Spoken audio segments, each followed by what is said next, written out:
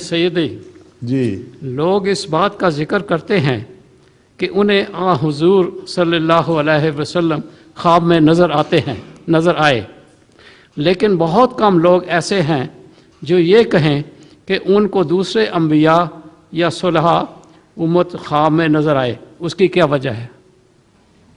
اول تو جو پہلی بات ہے یہ مشکوک ہے۔ رسول کریم صلی اللہ علیہ وآلہ وسلم اگر خواب میں واقعتاً نظر آئیں تو وہ دو باتیں نہیں کہہ سکتے ایک دوسرے سے متضاد۔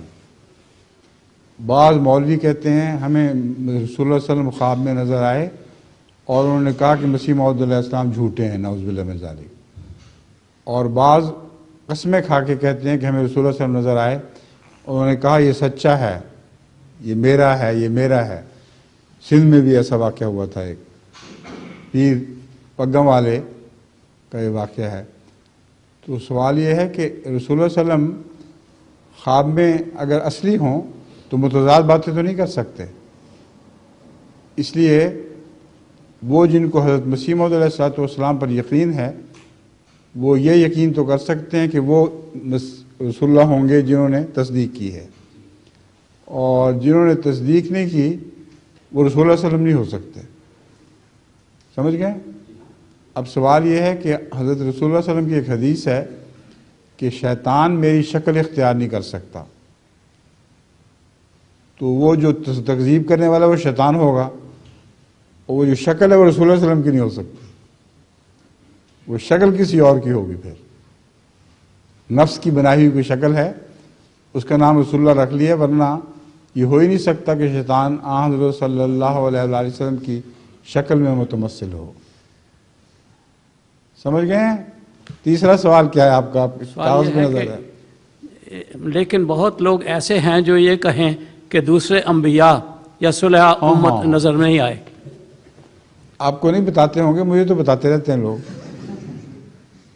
بہت لوگ دوسرے انبیاء کو بھی دیکھتے ہیں خواب میں، مگر عموماً اگر دیکھیں احمدی تو اکثر یا رسول اللہ صلی اللہ علیہ وسلم کو یا مسیح موعود علیہ السلام کو دیکھتے ہیں یا خلفاء کو دیکھتے ہیں، اور دوسرے لوگ جو ہیں وہ دیکھتے ہوں گے، مگر وہ روایتیں ساری ہمارے پاس جمع تو نہیں ہوتی نا۔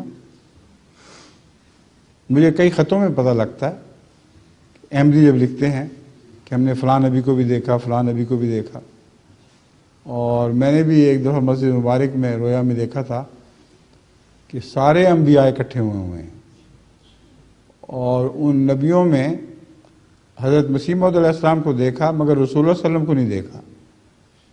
تو مجھے تعجب ہوا پہلے تو، یہ کیا بات ہے کہ سارے نبی جمع ہیں اور وہ نہیں؟ تو اس وقت مجھے خیال آیا کہ اس وقت مسیح موعود علیہ السلام رسول اللہ کی نمائندگی کر رہے ہیں۔